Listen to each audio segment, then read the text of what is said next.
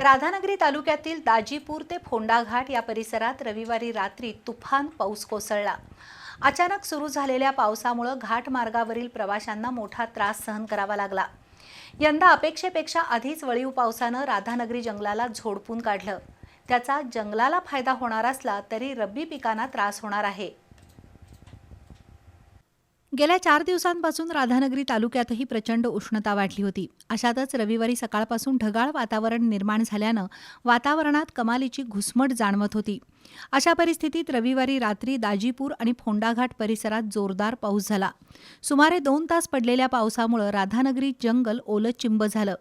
अचानक पाऊस आल्यानं फोंडा घाटातील वाहतुकीवर परिणाम झाला, तर रब्बी हंगामातील पिकांचंही नुकसान होऊ शकतं।